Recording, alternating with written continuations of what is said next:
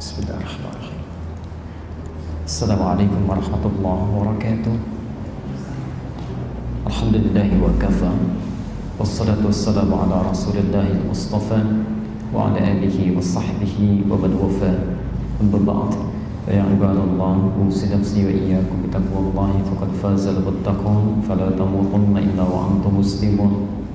Faqala ta'ala يا أيها الذين آمنوا اتقوا الله حق تقاته ولا تموتن إلا وأنتم مسلمون وقال يا أيها الناس اتقوا ربكم الذي خلقكم من نفس واحدة وخلق منها زوجها وبث منهما رجالا كثيرا ونساء واتقوا الله الذي تساءلون به والأرحام إن الله كان عليكم رقيبا. Bapak Ibu sekalian, saudara-saudariku, jamaah salat zuhur Masjid Al-Istiqamah rahimani wa rahimakumullah. Semoga Allah senantiasa memberikan kemuliaan kepada kita semua dan menjadikan aktivitas yang kita jalani dalam kehidupan ini sebagai ibadah yang diikhlaskan hanya kepadanya. Mari kita awali pertemuan kajian kita dalam lanjutan kajian tafsir ini dengan bersyukur pada Allah Subhanahu wa taala.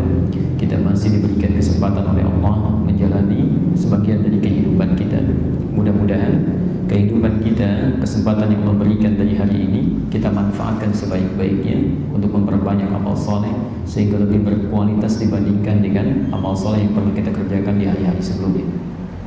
Hari ini kita akan lanjutkan kajian kita pada bahasan surah Al-Fatihah di ayat yang kedua. Alhamdulillah ya Rabbil Alamin. Bapak dan Ibu sekalian, dalam pertemuan yang lalu telah kita bahas kenapa surah ini disebut dengan Al-Fatihah dan nama-nama lain yang melekat kepadanya. Lalu kita telah bahas juga ayat yang pertama dengan tafsiran detailnya, Bismillahirrahmanirrahim.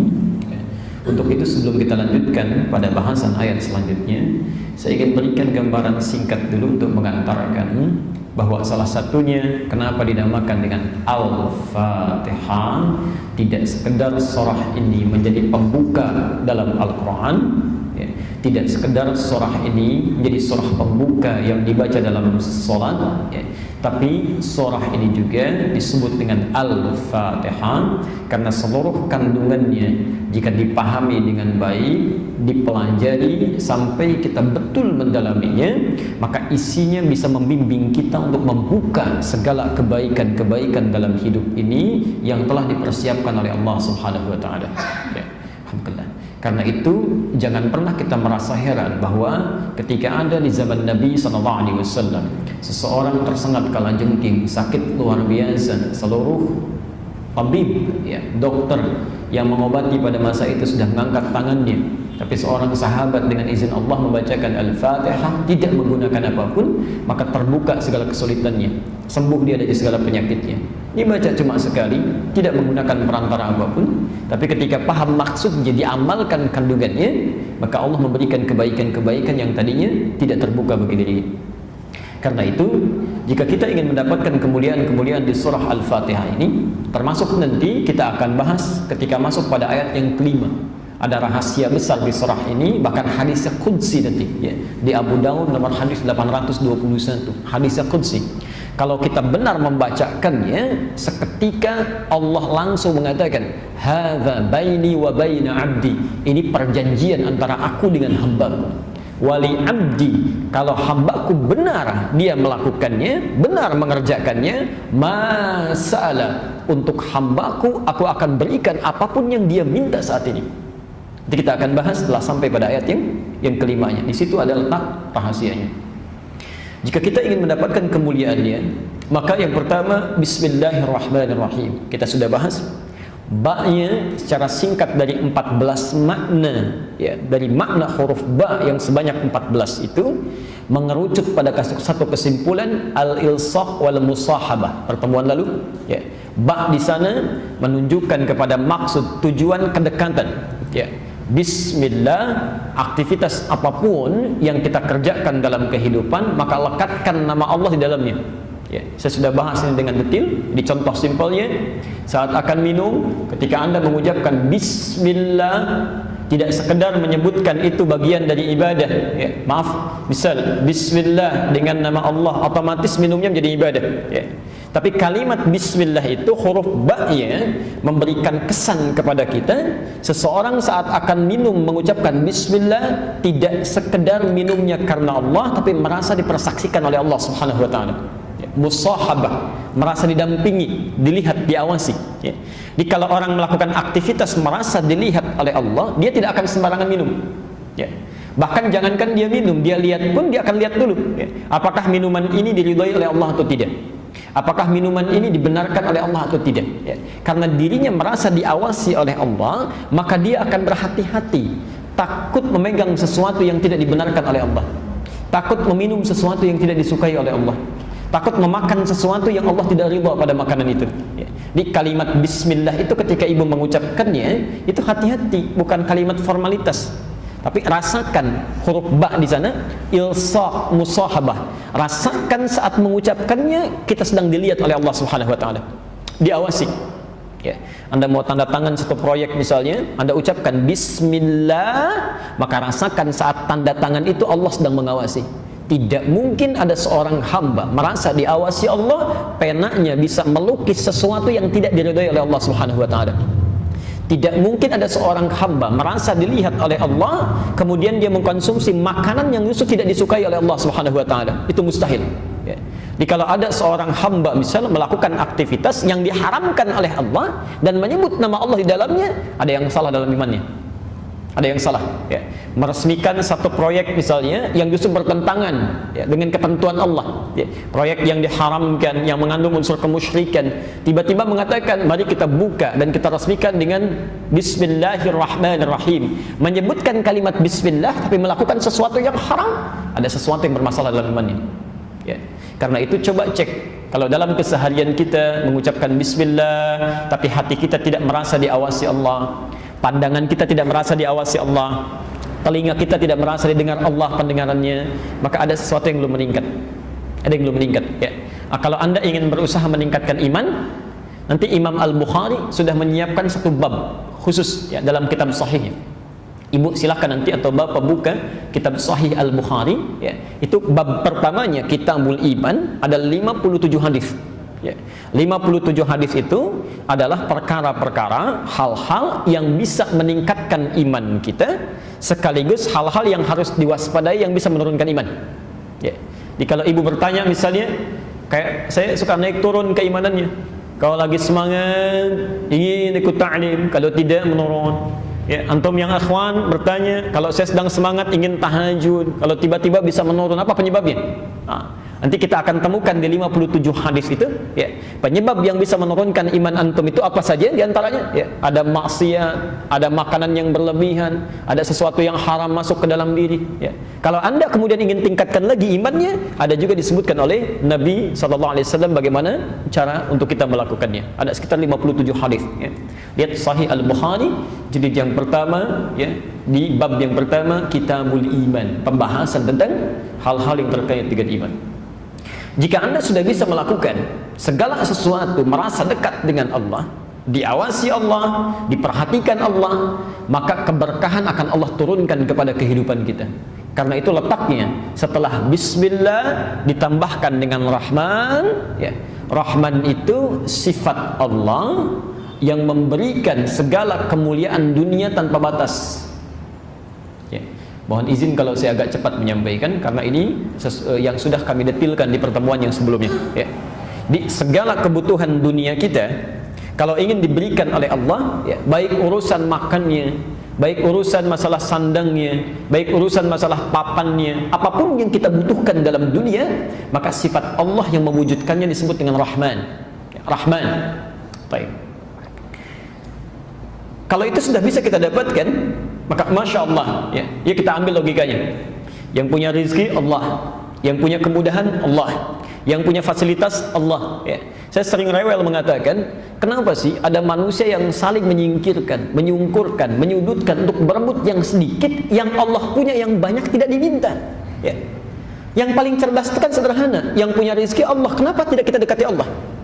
Yang punya solusi Allah, kenapa tidak minta kepada Allah? Karena itu orang cerdas ketika akan memohon sesuatu supaya mudah didapatkan, dia akan sertakan Allah. Dia sertakan Allah dalam pekerjaannya, Dia sertakan Allah dalam aktivitasnya, ya. Jadi kalau orang menyertakan Allah itu mustahil, akan sulit itu mustahil, pasti mudah, ya, pasti mudah.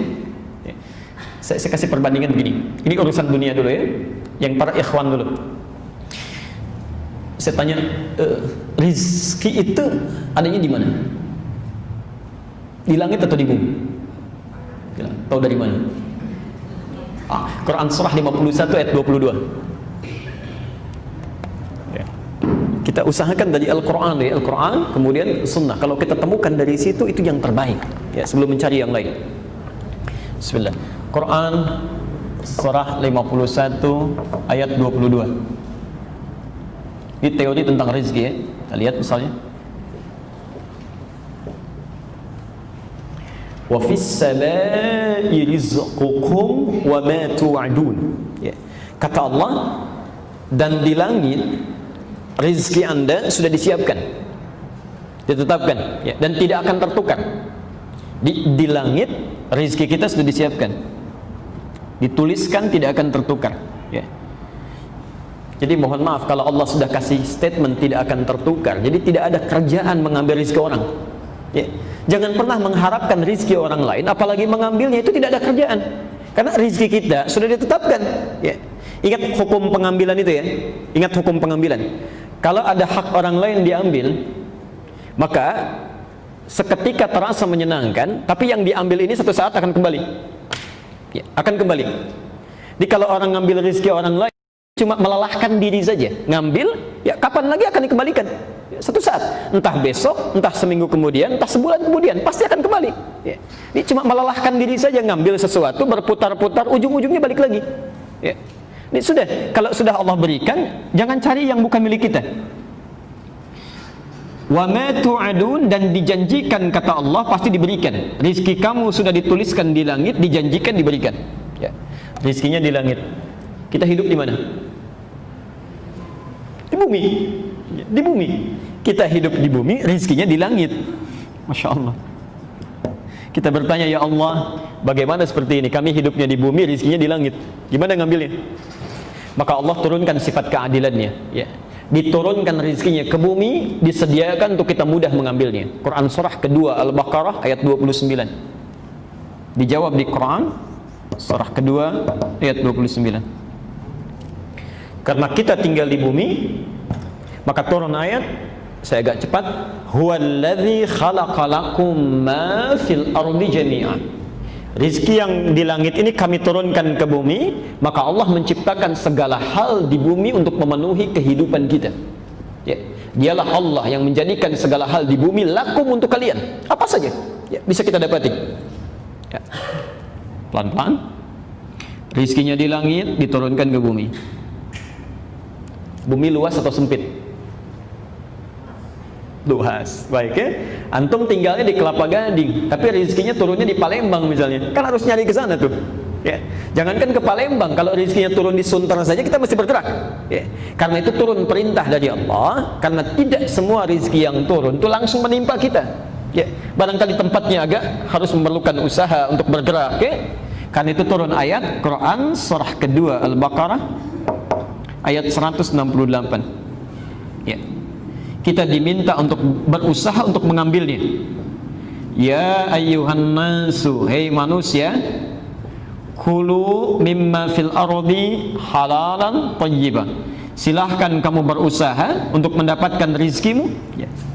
Untuk makanmu, untuk minummu, untuk segalanya, ya. Dengan cara yang halal dan baik.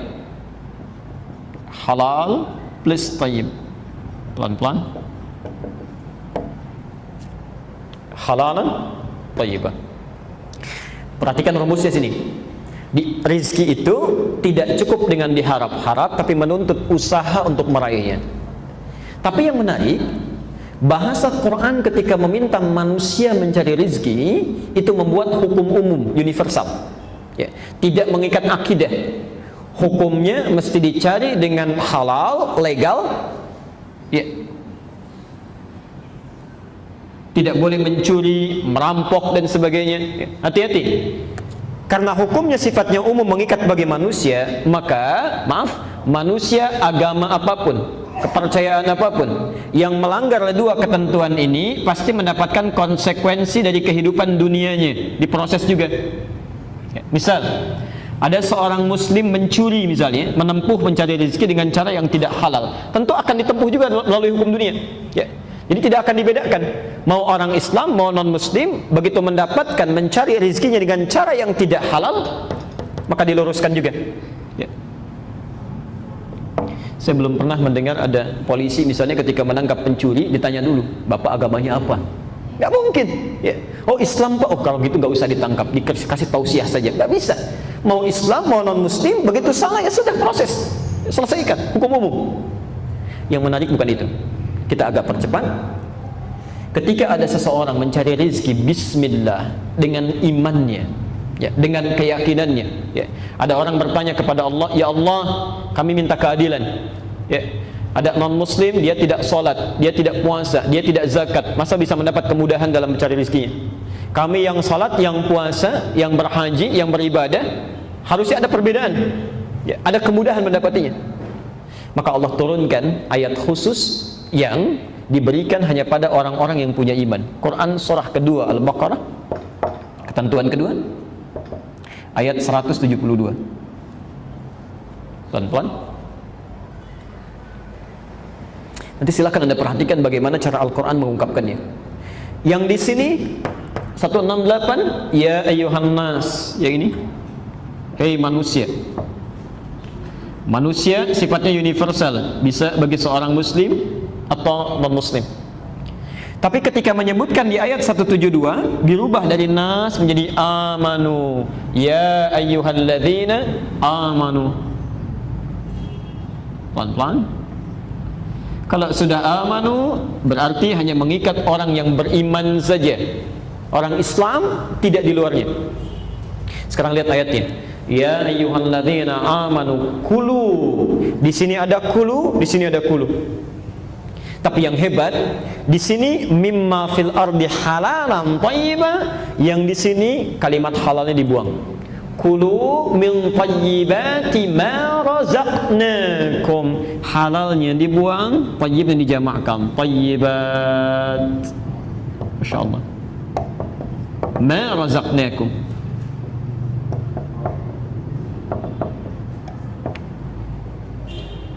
Perhatikan pelan-pelan. Yang di sini ketika Allah meminta orang-orang beriman berusaha, bekerja, beraktivitas, disebut imannya, dihilangkan halalnya. Ya ayyuhalladzina amanu kulu min tayyibati, halalnya dibuang. Kenapa ketika menyentuh orang-orang beriman, meminta dia bekerja, kalimat halalnya dibuang? Karena orang-orang beriman itu otomatis dengan imannya akan menuntun dia mencari yang halal. Jadi ketika dia mengucapkan bismillah dalam langkahnya, itu mustahil langkah bismillah itu melangkahkan ke tempat yang haram, itu mustahil, ya. Jadi ketika dia mengucapkan bismillah dalam pekerjaannya, itu imannya otomatis akan menuntun kepada yang halal. Jadi kalau ada orang merasa beriman, bahkan mengucapkan kalimat Allah dalam pekerjaannya, tapi dia mengerjakan yang haram dalam pencariannya, ada yang salah dalam imannya, ada yang keliru. Nah sekarang perhatikan, kalau ada orang-orang mengerjakan sesuatu bismillah, bismillah, bismillah, merasa diawasi Allah dengan maknanya, bukan hanya kalimat yang mengalir di lisannya, maka sifat Rahman Allah diturunkan pada dirinya saat di dunia. Rahman, maha pemilik segala keluasan dunia. Ma razaqnakum, lihat kalimatnya. Maka kami yang akan mudahkan dia mendapatkan rezeki, bukan dia yang lelah mencarinya. Ini ma razaqnakum, kami yang berikan, bukan kamu yang lelah untuk mencarinya, ya. Jadi kalau kita mencoba untuk meningkatkan iman kepada Allah Subhanahu wa taala, kemudian diterapkan dalam aktivitas kehidupan, makan bismillah, minum bismillah, merawat anak bismillah, bekerja bismillah, maka Allah akan berikan naungan dalam kehidupan kita yang tidak akan pernah diberikan pada orang-orang yang tidak bismillah dalam kehidupannya. Jelas ya? Baik. Apalagi kalau dibuktikan dengan amal soleh, ya. Jadi bukan cuma kerjanya bismillah. Saat Anda bekerja, waktu salat Anda salat, ya. Waktu kemudian Anda baca Quran, Anda baca. Apalagi kalau misal Anda melakukan amalan yang tidak dikerjakan oleh manusia umumnya. Malam orang tidur, Anda bangun. Malam orang siang orang makan, Anda puasa, ya. Mendapatkan istirahat, orang lain baca Quran, Anda baca Quran. Masya Allah. Jika iman disandingkan dengan takwa, maka yang terjadi luar biasa dahsyatnya. Quran surah ke-7 Al-A'raf ayat 96. Lihat keajaiban yang terjadi. Quran surah 7 ayat 96. Walau anna ahlal qura amanu wattaqau. Please takwa. La haula wala quwwata illa billah. Ini iman saja plus iman, kerja plus iman, beraktivitas plus iman, itu akan memudahkan rezeki yang diturunkan oleh Allah kepada kita, mudah. Apalagi rumus Qur'annya surah 7 ayat 96. Kalau kita tambah imannya plus takwa, insyaallah bekerja, salat tidak tertinggal. Orang dipanggil salat fardu masih terlambat-lambat. Antum kehilangan salat sunnah, gelisahnya luar biasa. Takwa, antum tambah takwa. Ya, alhamdulillah. Perhatikan kalimat Qur'annya. La fatahna 'alaihim barakatim minas sama'i wal ardh. Pasti kami bukakan pintu keberkahan rezeki baik dari langit ataupun dari bumi. Ya. Kalau sudah pintu langit dibuka, pintu bumi dibuka, sudah tidak ada kesulitan yang berarti dalam hidup. Ya. Pintu langit keberkahan, pintu bumi kemudahan. Jadi kalau sudah pintu langit dan bumi dibuka oleh Allah, di mana lagi celah kesulitan yang bisa didapati? Mustahil. Ya. Karena itu, orang yang bismillah dalam setiap aktivitasnya pasti mendapatkan rahman Allah dalam kehidupannya. Coba nanti antum sesekali, yang ikhwan terutama ya, baca sirahnya sahabat-sahabat Nabi, terutama yang kalangan pengusaha, Pak. Ya. Misal Abdurrahman bin Auf, Uthman bin Affan, dan yang lainnya.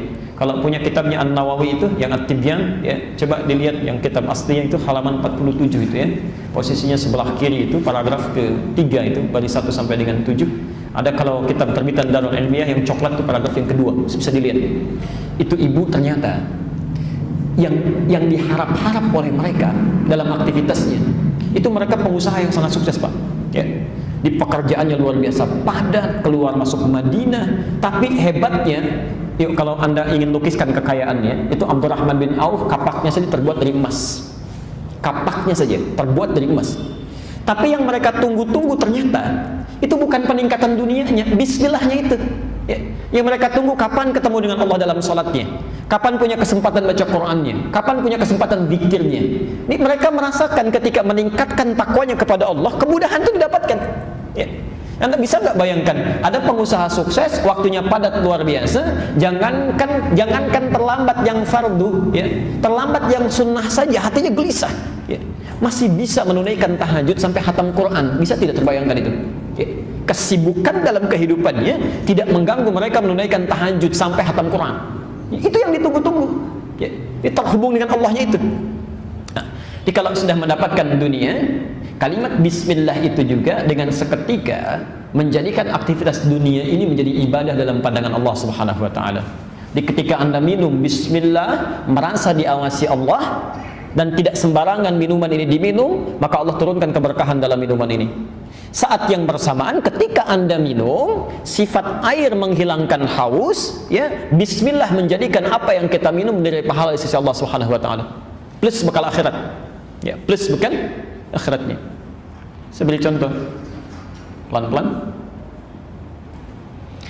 Kalimat bismillah itu dalam fikih salah satu kalimat yang menjadi pembeda antara rutinitas dengan ibadah. Ya. Misal kita makan tiap hari, non-muslim juga makan, dan kebutuhan manusia diantaranya makan. Ya. Kalau Anda tiap hari makan, itu disebut dengan rutinitas yang rutin dilakukan. Ya.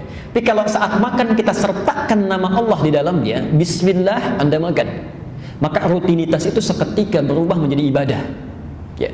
Maksud ibadah punya untuk bekal akhiratnya, ini dicatat oleh Allah. Ya. Saat makan, bismillah, pahala bernilai. Ya. Minimal satu kali aktivitas 10 kebaikan. Dalil Quran surah ke-6 Al-An'am ayat 160. Kita usahakan dalam argumentasi Quran dan sunnahnya sehingga lebih mudah untuk dipahami. Ya. Man jaa bil hasanati falahu asyru amthaliha. Siapa yang melakukan satu kebaikan, ya, diniatkan karena Allah, maka dia dapat 10 poin dari kebaikannya. Ya. Di ketika Anda makan bismillah, dicatat bekal akhirat. Minum bismillah, catat bekal akhirat. Ya. Karena itu pelan-pelan tidak akan pernah ditemukan seluruh aktivitas dalam agama kita yang baik-baik kecuali bersanding dengan doa. Coba lihat, bangun tidur ada doanya, saat berpakaian ada doanya, mau minum ada doanya, makan ada doanya, bahkan Anda barusan masuk masjid ada doanya, keluar masjid doanya sudah beda, mau ke toilet dulu ada doanya. Jadi semua aktivitas kita itu ada doanya. Doa itulah yang menjadikan aktivitas berubah nilainya menjadi ibadah. Saat tak mampu mengucapkan doanya, hafal kalimatnya, cukup ringan membacakan doanya. Bismillah. Ya, Bismillahirrahmanirrahim tersingkat dengan Bismillah. Seketika poin kita bertambah. Mau minum lupa menyebutkan Bismillah atau tidak dibacakan, maka sudah menjadi dunia saja. Akhirat tidak dapat. Karena itu diminta kita oleh Quran, jangan sampai aktivitas kita satu detik pun kita lakukan tidak bernilai ibadah dalam pandangan Allah Subhanahu wa taala. Itu rugi ya. Turun ayat, "Wa ma khalaqtul jinna wal insa illa liya'budun." Quran surah ke-51 ayat 56. Tidaklah aku ciptakan jin dan manusia itu illa kecuali untuk menjadikan seluruh aktivitas yang dia kerjakan sebagai ibadah untukku. Ya. Itu yang membedakan muslim dengan non-muslim. Jadi kalau ibu minum, non-muslim pun minum. Ya. Anda makan, saudara kita yang non-muslim pun makan. Cuma harus ada bedanya. Syahadat kita itu harus membedakan antara makanan yang kita makan dengan makanan yang mereka makan. Ya. Makanannya sama, gado-gado. Ya. Cuma bedanya harus ada. Kalau hukum dunia menjadikan kenyang, hukum akhirat mesti jadi ibadah. Kalimat bismillah itulah yang menjadikan ibadah. Nah, sifat Allah yang memberikan pahala kebaikan akhirat bagi ibadah kita itu disebut dengan Rahim. Karena itu, seseorang yang menyertakan bismillah dalam kehidupannya, maka Allah turunkan berkah dunia disebut dengan Rahman, kebaikan akhirat disebut dengan Rahim. Jelas di sini? Nah, kalau sudah jelas gambarannya pertemuan lalu, sekarang kita akan teruskan. Hukum menerima pasti melahirkan kasih, ya. Dan hukum mendapatkan sesuatu menggabungkan kata terima dengan kasih, umumnya berterima kasih. Di hukum kalau Anda menerima sesuatu, pasti akan Anda berikan sesuatu, ya, walaupun cuma ucapan. Seberi contoh, Bapak Ibu kalau ada yang memberikan handphone misalnya, respon kita apa? Nah, minimal kita akan ucapkan terima kasih. Masih? Minimal kita ucapkan terima kasih sebagai penghargaan apa yang telah kita terima itu, di atas apa yang telah kita terima itu. Karena itu di Quran diajarkan kalimat yang sangat indah. Ketika Allah tidak hanya memberikan dunia bahkan akhirat. Ada yang memberikan dunia yang kecil saja, ibu ucapkan terima kasih. Maka bagaimana dengan yang memberikan dunia tanpa batasan? Ya, oksigen diberikan tiap hari, kemudahan diberikan tiap waktu, salah dimaafkan, dosa diampuni, bahkan akhirat disiapkan. Ya, dunia yang kecil saja kita ucapkan terima kasih, maka bagaimana dengan yang memberikan dunia dan akhirat dalam kehidupan kita? Ya. Lalu kita bertanya, ya Allah, kalau kami diberikan itu, bagaimana cara kami mengungkapkan terima kasihnya? Maka diajarkan ayat selanjutnya, Alhamdulillahi Rabbil Alamin. Jika Allah sudah memberikan Rahman dan Rahim dalam kehidupan kita, maka sikapi Rahman dan Rahim ini dengan Alhamdulillahi Rabbil Alamin. Sekarang kita akan lihat apa yang dimaksud Alhamdulillahi Rabbil Alamin ini. Kalau kita bisa melakukannya, apa konsekuensi yang kita dapatkan dalam kehidupan, dan bagaimana mempraktekkannya dalam real kehidupan kita. Itu poinnya. Karena nanti hebatnya, ada yang ketika mengucapkan Alhamdulillahi Rabbil Alamin dengan benar, maka hartanya bukan berkurang tapi selalu bertambah. Keberkahannya tidak pernah pupus tapi selalu meningkat. Kita akan lihat ya. Apakah kita yang tiap hari mengucapkan Alhamdulillahi Rabbil Alamin masuk kategori itu atau tidak? Ya, kalau tidak, berarti ada sesuatu yang harus diperbaiki dalam sikap kita. Baik. Kita mulai bahasan kita, ayat yang kedua, Alhamdulillahi Rabbil Alamin. Saudara-saudariku, Bapak Ibu sekalian, kita akan coba membahas dengan detail. Karena itu kami mohon kesabaran ya, karena kita tidak akan membahas satu ayatnya sekaligus. Kita akan analisis setiap bagian-bagian hurufnya sehingga ada pemahaman yang mendetail yang bisa kita praktekkan dalam kehidupan. Kita tulis sejenak. Bismillah. Alhamdulillah Rabbil Alamin. kan? Baik. Mari kita lihat sejenak, kita pecah dulu kalimatnya. Ada al di sini. Ya, kita pelan-pelan bahas. Ada al. Satu. Kemudian kedua hamdu. Ya. Dan tujukan kepada Allah menggunakan kata Rabb. Setelah ada Allah dimunculkan sifat Rabbnya, ya, 3 digabungkan, ya. Kemudian Al-Alamin, Rabbil Alamin, keempat. Ada 4 frase di sini yang harus kita pecah, kita pahami dan kita bawa maknanya dalam kehidupan. Itu yang dituntut, ya. Ibu bapak mengucapkan Alhamdulillahirabbil alamin ribuan kali pun tidak paham maksudnya, tidak akan dapat keutamaannya. Al dalam bahasa Arab setidaknya memiliki 2 fungsi utama. Mohon izin kalau saya agak sedikit pelan, sekarang saya pelankan, agak lambatkan karena tadi mengulang hal-hal yang sudah kita bahas, ya. Al dalam bahasa Arab setidaknya memiliki 2 fungsi utama. Satu, ada yang dikenal dengan nama al-at-ta'rif. Ini seringkali kami bahas. Al-at-ta'rif atau ma'rifah, yaitu huruf al yang berfungsi mengkhususkan sesuatu, ya, mengkhususkan sesuatu. Seperti artikel the dalam bahasa Inggris, Bu, ya. Kalau kita katakan car, banyak di luarnya, ya, yang mana saja. Tapi kalau saya sudah katakan the car, yang itu, ya, bukan yang lain. Ya. Maka kalau Bapak Ibu ingin mengkhususkan satu kalimat dalam bahasa Arab yang tadinya umum, maka tambahkan alif lam di depannya. Misal, masjid. Kalau disebutkan masjid, masjid mana saja, ya, saya tidak khususkan satu pun, umum sifatnya. Tapi kalau kita memaksudkan masjid tertentu yang sudah kita pahami, ya, maksudnya Masjid Al-Istiqomah ini, masjid ini, ya, maka dalam bahasa Arab bisa kita hilangkan keumumannya dengan tambahkan al di depannya. Al-masjid, ya. Ana dzahib ilal masjid, saya mau pergi ke masjid itu, bukan masjid yang lain. Tambah al di depannya, ya. Jelas, ya? Contoh, ini yang paling gampang. Kalimat salat dalam Al-Qur'an, kalimat salat bila dalam makna ibadah dimaksudkan dalam bentuk ibadah, itu seluruhnya menggunakan al. Menggunakan al, ya. Lihat kalimat salat pertama, Al-Baqarah ayat ketiga. Alladzina yu'minuna bil ghaib wa yuqimunas shalah. Ada alif lamnya. Kalimat salat kedua, Al-Baqarah 43. Wa aqimus shalah wa atuz zakah. Semua pakai alif lam, ya. Al-Ankabut ayat 45, wa aqimis shalah, ada alif lamnya, ya. Semua ada. Masya Allah. Padahal bisa Allah mengatakan salat tanpa alif lam. Alladzina yu'minuna bil ghaib wa yuqimuna shalah. Bisa saja tanpa alif lam. Gini tulisannya, ya.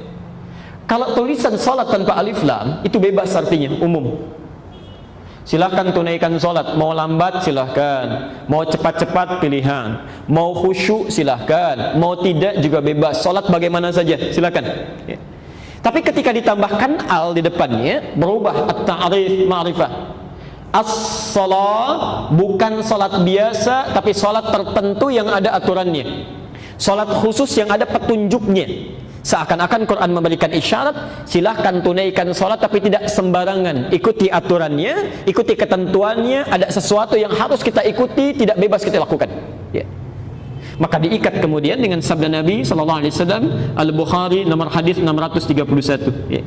Kata Nabi, sallu kama ra'aitumuni usalli, ya. Silahkan kalian sholat, sholatlah kalian, tapi jangan sembarangan, ya. Silahkan sholat seperti melihat saya sholat, ya. Sholatlah kalian seperti melihat aku sholat. Ibu, ya, sedikit saja, ya. Ibu bisa bayangkan kan, kita sekarang tidak hidup di zaman Nabi. Ada orang hidup di zaman Nabi SAW, masuk ke Masjid An-Nabawi, sholat di samping Nabi. Selesai sholat, kata Nabi, lihat kalimatnya, kata Nabi ini langsung dikatakan, sholli fa innaka lam tusalli. Silakan anda sholat lagi karena anda belum sholat. Orang ini sholat lagi. Begitu selesai salam, diulang lagi oleh Nabi, sholli fa innaka lam tusalli. Silakan anda sholat karena anda belum sholat. 3 kali diulang oleh Nabi. Ibu bisa bayangkan, ada orang hidup di zaman Nabi, sholat di samping Nabi, ternyata saat sholat Nabi melihat sholatnya bermasalah. Ya. Di sahabat saja hidup di zaman Nabi, bersanding dengan Nabi, menunaikan sholat diluruskan oleh Nabi dan tidak merasa aman, maka bagaimana dengan orang yang bukan sahabat, tidak hidup bersama Nabi dan tidak ingin belajar sholat seperti Nabi, maka tidak akan aman sholatnya. Ya.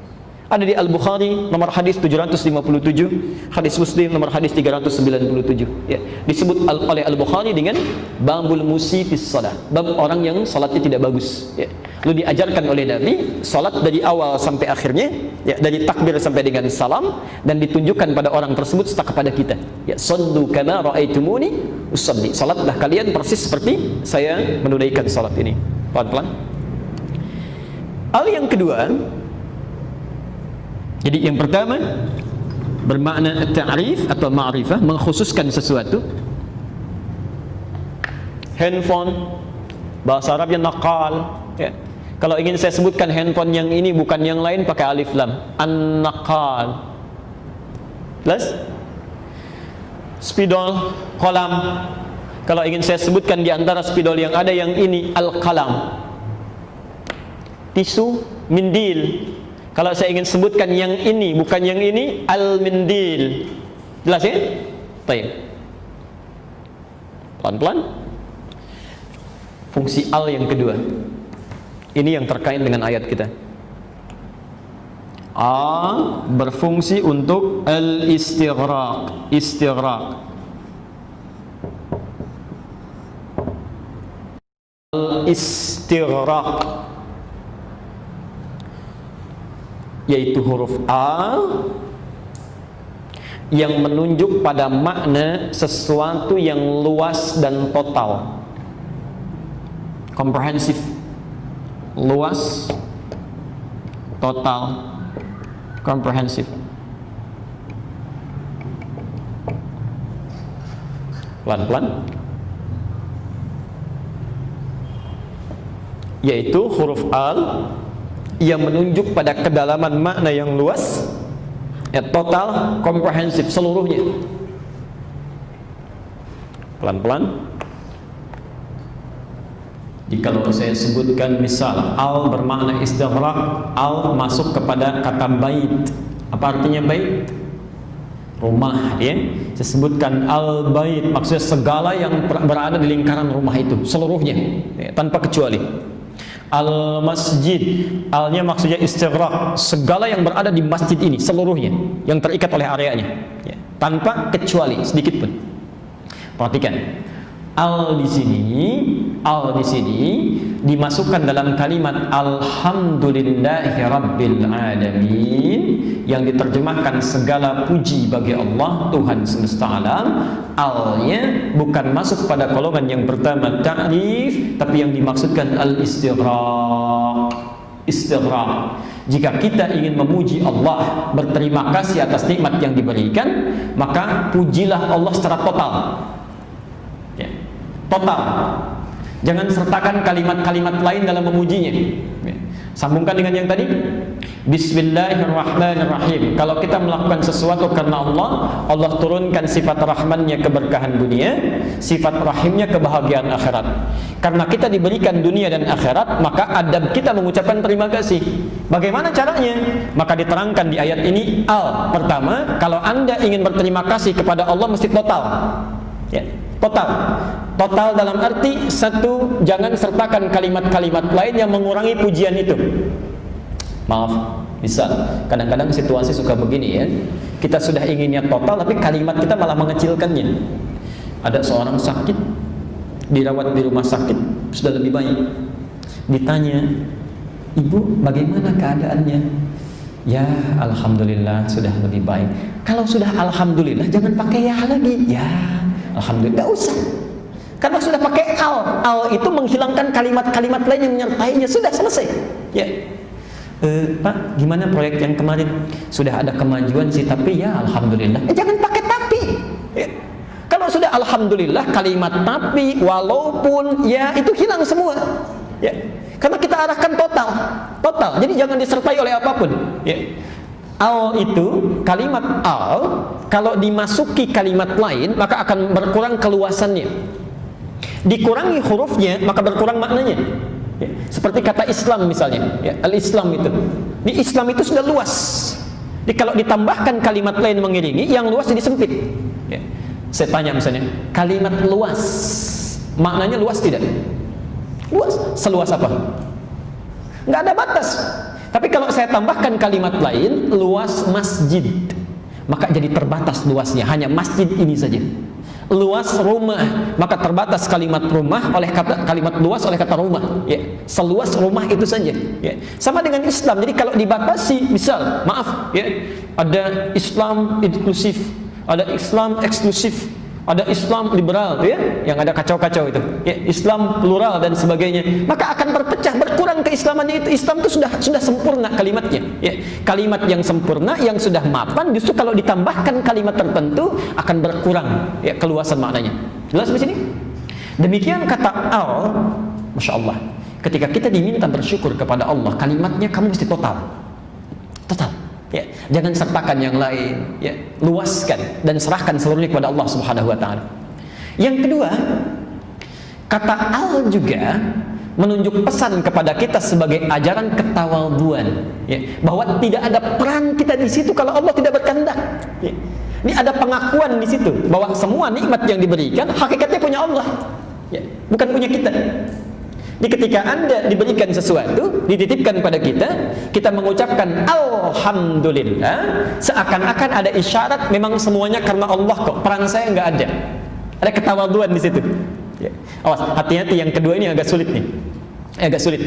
Jadi Anda serahkan pujian kepada Allah seluruhnya. Kalau seluruhnya berarti kita nggak boleh ngambil bagian sedikit pun dari situ. Ya.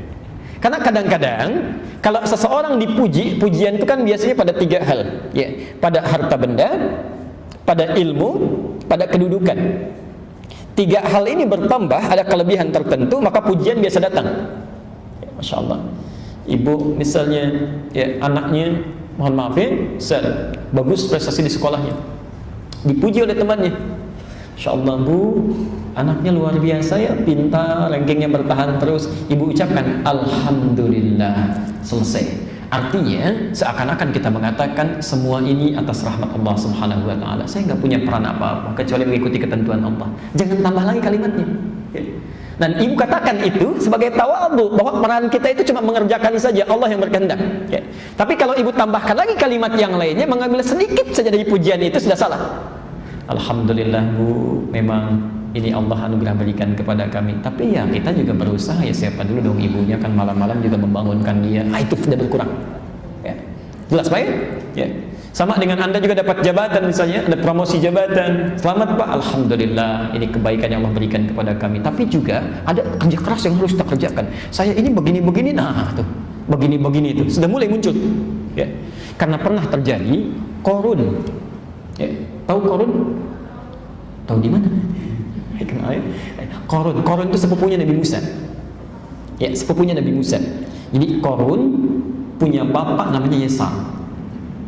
Musa punya bapak namanya Imran. Tapi bukan Imran yang di Ali Imran ya, Imran yang lain. Imran itu kakaknya Yesar. Jadi bapaknya Musa adalah kakaknya bapaknya Korun. Musa punya bapak namanya Imran, Qarun punya bapak namanya Yesar. Dua-duanya anaknya Kuhas. Kuhas anaknya Lewi, Lewi anaknya Yakub, Yakub anaknya Ishak, Ishak anaknya Ibrahim alaihissalam. Ya, bin Azar, bin Nahur, bin Abid, bin Kinan, bin Arfakhshad, bin Sam, bin Nuh alaihissalam, bin Mihlail, bin Mutusyalah, bin Kinan, bin Anwas, bin Tis, bin Adam alaihissalam. Ya, gak nyambung ke atas.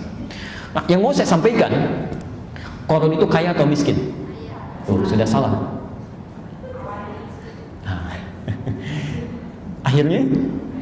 Akhirnya hancur, tidak ya? Awalnya miskin, akhirnya hancur. Jadi awalnya itu fakir, Qarun itu miskin. Cuma punya sepupu Nabi Rasul. Coba tolong sampaikan pada saya, bagaimana cara paling cepat supaya bisa kaya, punya sepupu Nabi. Tapi halal. Halal caranya. Cara yang paling gampang, minta didoakan oleh sepupunya supaya kaya. Karena doa Nabi itu mudah untuk terjawab. Maka mintalah didoakan. didoakan. Ya. Walaupun pada awalnya ditekan supaya jangan sampai terlalu loba dengan harta, sulit hidupnya, tapi dia minta. Ya. Perhatikan, ini orang punya kecerdasan luar biasa, punya kecerdasan. Minta didoakan, diberikan kaya. Ibu tahu apa yang terjadi? Ketika diberikan, mulai muncul rasa lebih dibanding orang, muncul sikap sombongnya. Ya. Sombongnya nggak tanggung-tanggung, Bu, Pak, tidak tanggung-tanggung. Kalau orang misalnya sombong dengan harta yang tampak dibawa kemana-mana, sombong dengan mobil saat menyetir itu biasa. Korun ini tingkat kesombongannya luar biasa. Ya. Kalau Anda punya brankas, kuncinya disembunyikan atau disimpan, disampaikan, disembunyikan atau ditampakkan terang-terangan. Disimpan, disembunyikan. Korun tidak. Korun tidak. Saya ingin tunjukkan, saya di luar kebiasaan orang kaya yang lain. Kunci saya orang mesti lihat. Itu dipikul oleh 10 orang paling kuat di masanya, kuncinya tidak terbawa. Ya. Di tiap hari kalau kemana-mana pun korun jalan, itu di belakangnya ada 10 orang khusus bawa kunci harta bendanya saja. Ya. Anda bisa bayangkan, dan tidak terpikul itu. Ya. Saking luar biasa banyaknya. Ya.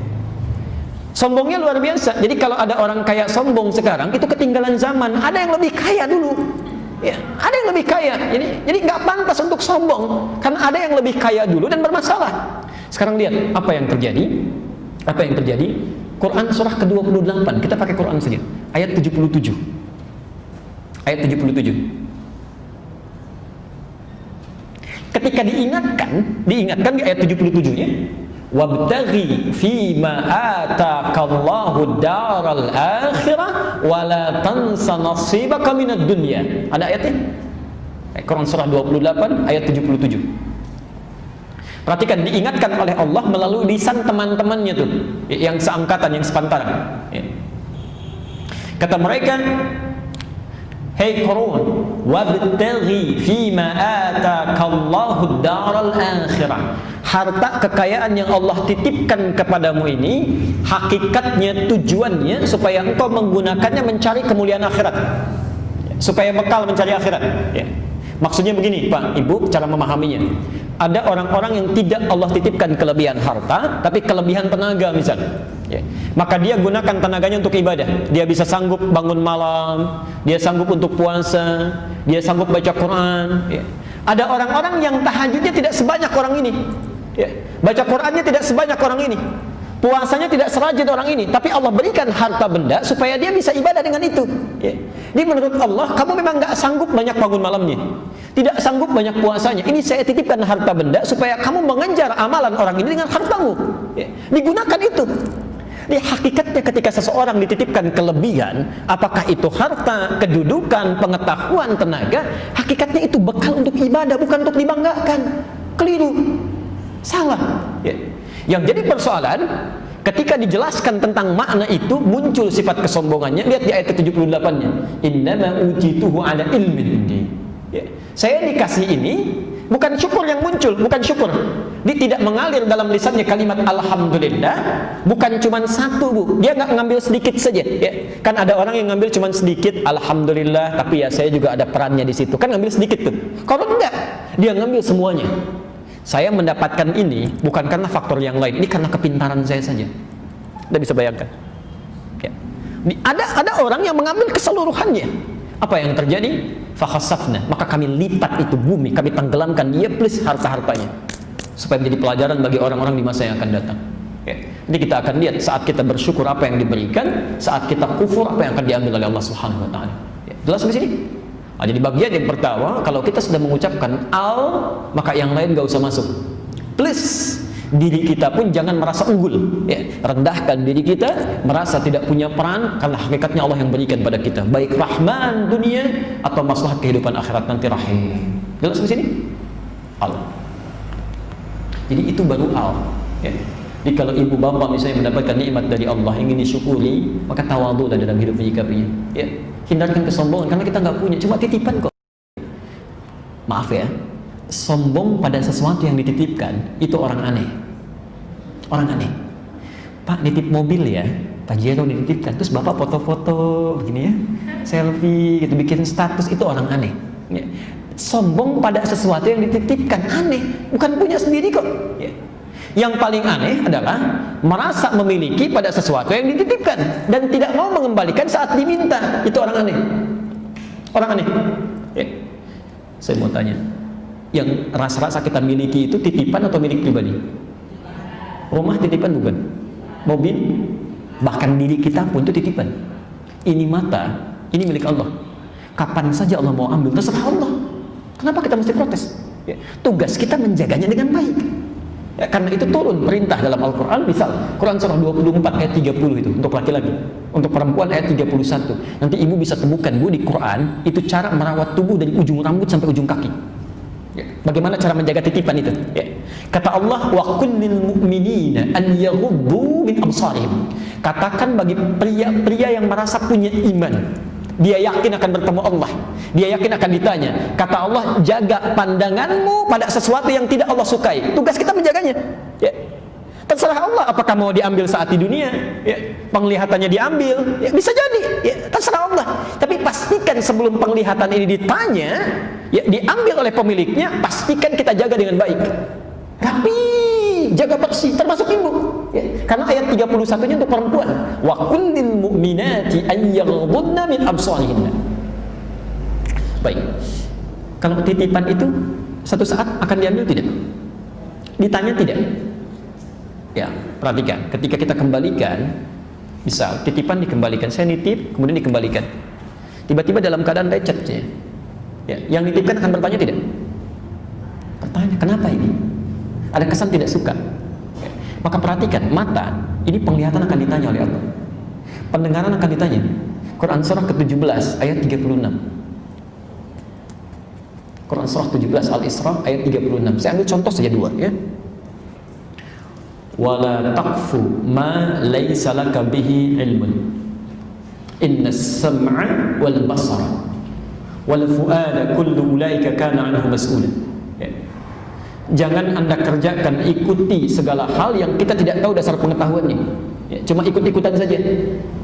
Ada acara ini ikut, ada momentum ini ikut. Kita nggak tahu ada apa tuh di situ. Ya. Barangkali ada sesuatu yang menjauhkan kita dari rahmat Allah. Ada satu hal yang tidak Allah sukai, ikut saja. Itu apa yang dilihat, apa yang didengar sebagai pusat informasinya Allah akan tanya. Ya. Hei penglihatan, emang kamu tidak melihat ketika Allah tampakkan berbagai hal? Kenapa tidak dicerna informasinya? Ya. Kenapa tidak diperhatikan? Termasuk saat Anda diperdengarkan suara azan misalnya, telinga tidak merespon, itu telinga akan ditanya. Saya saking sayangnya dengan kamu, saya tetapkan masjid itu dibangun di samping rumahmu, yang tidak perlu kamu menyetel alarm lagi untuk mendengarkan kapan suara azan akan tiba. Tidak perlu kamu melangkah jauh-jauh untuk bisa melangkah ke masjid. Orang yang dari jauh jaraknya bisa datang dengan melangkah. Kenapa kamu yang saya berikan kendaraannya? Masjid langsung dibangunkan di samping rumahmu, yang suaranya langsung menghadap ke arah rumahmu, dikumandangkan, dibangunkan, tidak bangun juga. Dengan cara apa lagi saya harus bisa memberikan hidayah kepada kamu? Telinga, apa kamu tidak dengar? Ditanya. Ya. Lalu baru pendengarannya menjawab, saya dengar ya Allah, tapi pemiliknya tidak mau merespon. Itu semua akan seperti itu nanti. Semua akan ditanya. Ya, semua akan ditanya. Karena itu orang-orang yang merasa semuanya dititipkan oleh Allah Subhanahu wa taala, maka dia akan menjaga titipan dengan baik. Ya. Karena ada sombong dengan titipan. Ya. Dititipin sedikit sombong kan tidak pantas ya. Tidak pantas. Ya. Coba pernah lihat tukang parkir? Paling gampang seperti tukang parkir tuh, hidupnya ringan karena merasa diri sebagai titipan, jadi hidupnya nggak berat. Ya. Datang mobil bagus, nggak ada bangga-bangga tuh, biasa saja, masuk jalan selesai. Yang paling menarik perhatikan saat mobilnya satu-satu pergi itu, saya tidak pernah melihat tukang parkir sedih itu. Ya. Begitu keluar BMW satu, jalan dengan senyuman, nggak ada tuh nangis BMW pergi satu, nggak ada, biasa saja. Ya. Saya tahu tukang parkir, tapi yang kita ambil adalah poinnya. Dia merasa sebagai titipan dalam kehidupannya. Ya. Teruskan. Alhamdulillah. Alhamdulillah. Di Quran itu ada asyukru, ada alhamdulillah. Itu berbeda. Ada asyukru, ada alhamdulillah.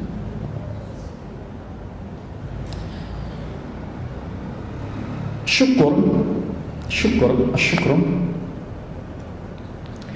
itu kalimat pujian.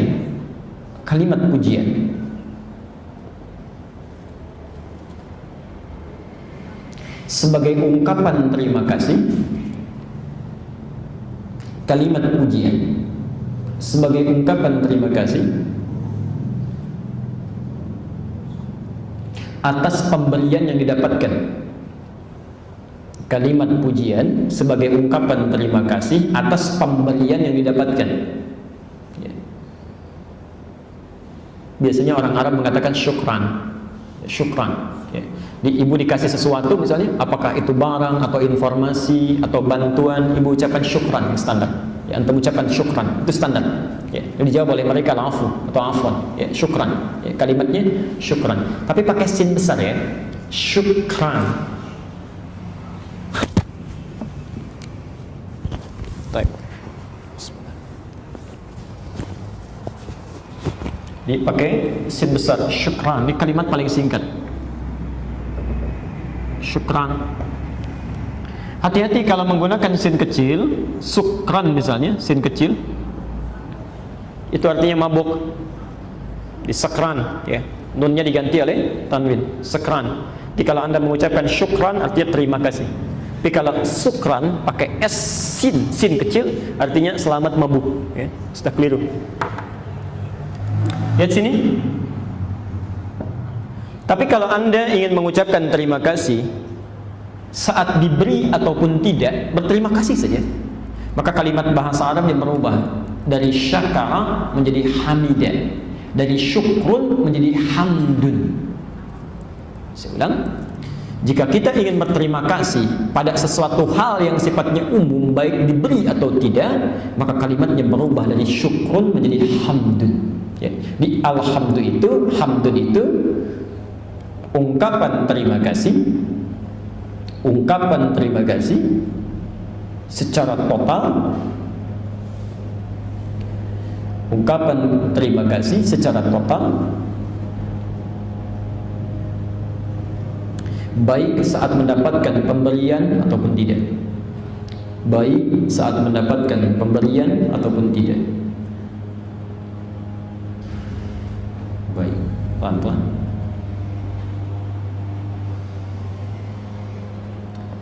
Bapak Ibu sekalian, saudara-saudariku, dalam konteks ini, kenapa kalimat syukur yang membuka surah Al-Fatihah itu menggunakan kalimat hamdun bukan syukur? Ya, menggunakan kalimat hamdun, alhamdulillah, bukan syukur. Hal yang paling mudah dipahami, Allah ingin memberikan kita pelajaran yang sangat besar, bahwa Allah Subhanahu wa ta'ala memberikan nikmat yang sangat luas, sangat besar kepada kita, yang dari sekian nikmat itu, mohon maaf, kadang-kadang kita merasa tidak diberi. Ya. Saya ulang, karena sekian banyaknya diberikan, ya, kita tidak sadar dengan pemberian ini seakan-akan merasa tidak diberi. Ya. Contoh, Bapak Ibu bernafas menghirup apa? Udara. Yang punya siapa? Allah. Jadi sebetulnya setiap hari kita sedang mendapatkan pemberian Allah Subhanahu wa ta'ala. Cuma merasa-rasa kita tuh gak diberi. Ya. Karena saking banyaknya tiap hari didapatkan. Ya. Nanti terasanya setelah nafas mulai sesak, butuh oksigen, mulai beli ke rumah sakit, oh ternyata mahal ya. Ya. Itu. Jadi sesuatu yang terus didapatkan, yang rutin diperoleh, saking rutinnya, saking banyaknya, memunculkan satu rasa bahwa ini sesuatu yang biasa didapatkan. Padahal pemberian. Ya, padahal pemberian. Ya. Tapi umumnya bila ada sesuatu yang khusus langsung dirasakan, wujudnya ada, tidak setiap waktu didapati, maka baru manusia menilainya sebagai pemberian. Ya. Masya Allah, tiba-tiba ada orang kirim mobil, terima kasih ya Allah, alhamdulillah, lupa bahwa oksigen tiap hari dikirimkan. Ya. Satu ketika ada orang mengantarkan makanan misalnya, alhamdulillah, terima kasih ya Allah, memang belum makan selama 1 hari ini, lupa bahwa dirinya diberikan kesehatan oleh Allah setiap waktu.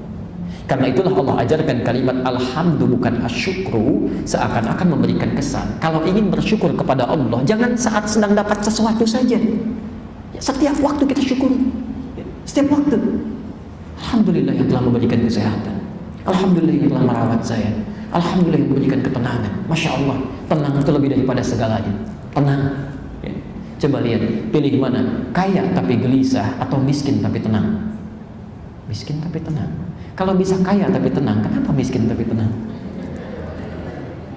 Antum pilih mana? Ya, sehat tapi gelisah atau sakit tapi tenang? Kalau itu tidak ada pilihan ketiga itu. Tidak mudah ya, tidak mudah. Jadi ketenangan itu rezeki. Ya, kenyamanan itu rezeki. Jadi ada sekian banyak pemberian Allah yang karena saking banyaknya kita nggak bisa lihat. Ya. Karena itu Quran mengajarkan kita mesti total. Jangan saat dapat sesuatu baru memuji. Ya, fa ammal insanu idza mabtalahu fa akramahu wa na'amahu fa yaqulu rabbi akraman. Duh, manusia itu kalau sedang Allah muliakan, dilancarkan rezekinya, diberikan kenikmatannya, dia mengatakan Allah begitu memuliakan saya, alhamdulillah. Wa amma idza mabtalahu faqadara alaihi rizqahu. Itu indahnya. Ya. Kata Quran, manusia jika kami tambahkan padanya rizki mereka, kami berikan, mereka mengatakan Allah memuliakan saya. Tapi jika saya cukupkan rizkinya, Masya Allah, tambah lawannya apa? Tambah lawannya kurang. Kalau Quran itu rekayasa seorang manusia, seperti tuduhan sementara orang mengatakan Quran buatan Nabi, tentu pola pikir manusia akan masuk di situ. Ya. Tambah lawannya kurang, maka ayatnya akan berubah. Wa amma idza mabtalahu fanaqasa alaihi rizqahu. Ya. Maka jika Allah mengujinya lalu mengurangi rizkinya, ya, tambah lawannya kurang. Tapi lihat, karena Quran itu firman Allah, bukan rekayasa manusia, maka bahasa ketuhanan berlaku di situ. Faqadara, maka Allah cukupkan rizkinya. Jadi ternyata Allah tidak pernah mengurangi rizki, tidak pernah. Yang ada itu cukup. Baik, antum kerja modal 10 juta, ya, ibu kerja modal 10 juta. Kuartal pertama misalnya dapat keuntungan, jadi yang didapatkan 20 juta. Untung rugi berapa untungnya? 10 juta. Terus bertahan selama setahun, 20 juta, 20 juta. Kemudian bulan berikutnya dapat 15 juta. Berkurang bertambah. Tuh, bahasa manusia selalu berkurang ya. Padahal modalnya cuma 10 juta. Ya. Oh, kita ada pengurangan tuh. Padahal masih nambah itu. 10 juta masih untung 5 juta, dianggap kurang juga. Ya. Yang paling hebat kadang-kadang Allah cukupkan. Sudah, hari ini kamu gak untung, cukup 10 juta saja. Ya. Bukan mengurangi, karena menurut Allah yang itu belum kamu pakai. Ya. Kalau kamu nanti dapatkan tambah sibuk, capek difikirkan, capek dirinci, capek dihitung, yang lain jadi berkurang. Amal-amal kebaikan karena sibuk dengan dunia, akhirnya amal-amal yang baik jadi berkurang. Maka kata Allah, faqadara alaihi rizqahu. Kami cukupkan rizki ini untuk engkau gunakan dulu kepentingan ibadah supaya tidak banyak hisabnya, tidak banyak kesulitan di dunianya. Masya Allah. Tidak punya satu mobil dengan punya 3 mobil, lebih capek mana merawatnya? Terus kenapa pengen banyak-banyak? Ya, ini yang paling aneh nih, yang paling aneh. Kalau dititipkan itu enaknya menerima sedikit atau banyak? Dititipkan itu enaknya menerima sedikit atau banyak? Sedikit. Ada manusia paling aneh, sangat suka dititipkan yang banyak-banyak. Ya. Saya punya rumah misal, dititipkan 1 mobil. Ibu punya rumah, bapak dititipkan 1 mobil. Ya, bisa tidak? Boleh. 2 mobil? 3 mobil, 10 mobil tetangga nitip, mau nggak? Kenapa? Ya, tapi ada orang aneh, Allah titipkan sedikit supaya mudah, dia minta banyak. Allah titipkan, dia titipkan sepeda. Ya, sudah dikasih sepeda oleh Allah, titipan minta apa? Minta motor. Allah kasih motor, titipkan motor, minta mobil. Ya. Ini semakin sulit, hidupnya jadi bertambah luas pemikirannya, di akhirat hisabnya jadi banyak. Ya. Di orang cerdas itu kata bahasa Qurannya, faqadara alaihi rizqahu. Ketika Allah sudah menitipkan rizki, jangan dulu pikirkan yang lain, lihat dulu yang sudah diberikan ini sudah digunakan dengan baik atau belum. Ya. Dipakai untuk kepentingan ibadah atau belum. Kalau sudah digunakan, maka perhatikan, alhamdulillah, alhamdulillah. Baik saat diberi atau tidak, ini yang paling indah, Masya Allah. Ini yang paling indah. Kalau seseorang sudah merasa kebutuhannya digunakan untuk kepentingan Allah Subhanahu wa taala, satu, dia tidak merasa memiliki, ya, tapi sebagai titipan saja. Kemudian dia bersyukur dengan tawadhu, maka hidupnya lebih ringan. Ya. Jadi kalau Allah ingin ambil kapanpun, dia tenang saja, tenang. Pakai sendal 1 kali, tiba-tiba ke masjid sendalnya hilang, bisa. Ya. Dia tahu tugasnya cuma ikhtiar mencari dulu saja. Dia cari, sudah tidak ketemu, sudah. Sendal milik Allah, kapan Allah mau ngambil, silahkan. Barangkali kalau diambil sama pencuri, jatah pencuri itu kan yang haram. Pencuri itu rezekinya yang haram, Bu. Jadi nggak usah dipikirin. Ya. Tugas kita itu mencari saja. Kalau sudah tidak didapatkan, berarti ada sesuatu yang Allah ingin keluarkan dari dalam diri kita. Ya. Yang punya Allah sudah selesai. Tugas kita mencari sudah selesai, maka saat itu nanti muncul dalam diri kita, kita akan lihat ayat selanjutnya nanti apa yang kita dapatkan. Ya. Tapi ikhtiar mesti dilakukan dulu ya. Maka kalau ibu misalnya semua serba karena Allah, ikhlas, ya repot nanti kehidupan. Ya. Parkir di masjid al-istiqamah, nyimpan mobil hilang, semua karena Allah dan sudah punya Allah, nggak apa-apa, sabar. Enak pencurinya itu. Ya. Besok bawa motor hilang lagi, besok bawa yang lain hilang lagi, itu repot ya. Ya. Pelan-pelan, sudah. Saya simpulkan satu. Al di sini ya, memberikan kesan kalau Allah berikan Rahman dan Rahimnya, nikmat dalam hidup, maka segera syukuri secara total dengan dua makna tadi. Yang kedua, sikap syukur ini jangan dibatasi saat mendapatkan nikmat yang dirasakan secara real saja ya. Tapi hadirkan syukur dalam kehidupan tanpa dibatasi oleh ruang dan waktu. Ya, alhamdulillah, alhamdulillah, alhamdulillah. Karena itu minimal setelah selesai sholat kita diajarkan oleh Nabi SAW untuk berzikir, salah satunya menggunakan kalimat ini. Setelah subhanallah apa? Alhamdulillah. Ya. Pelan-pelan.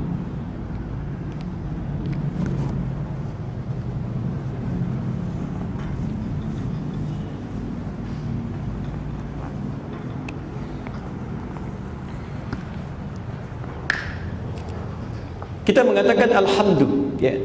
Rasa syukur yang diberikan kepada Allah tanpa batasan. Lalu kita bertanya, ya Allah, nikmat apa saja sih yang telah Engkau berikan kepada saya yang menjadikan saya mesti alhamdulillah bukan asyukur. Ya, tidak sekedar syukur tapi alhamdulillah. Kenapa? Kenapa mesti begitu? Maka dijelaskan oleh Allah, karena saya Rabbul Alamin.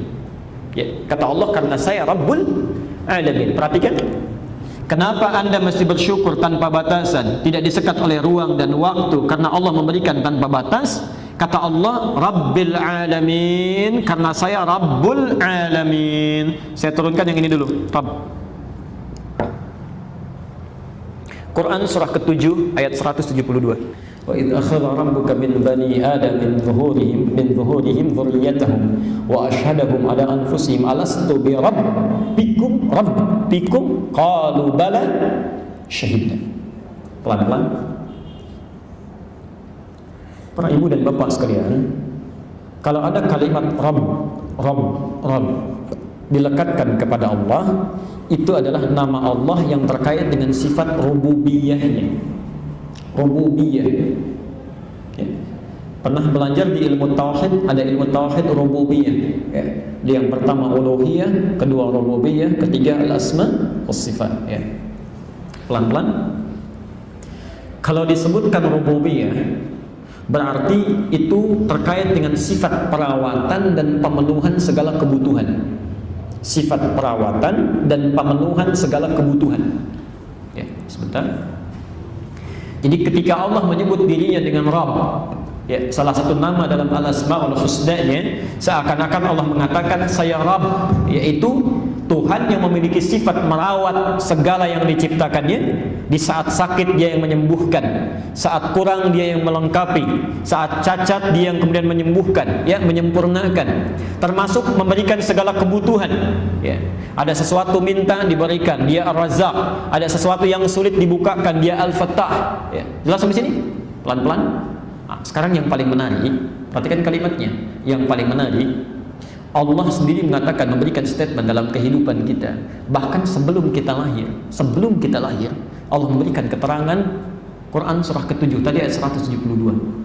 Saat usia seseorang dalam 4 bulan di kandungan ibundanya. Saya ulang, saat usia seseorang 4 bulan dalam kandungan ibundanya, itu roh ditiupkan. Roh mulai ditiupkan.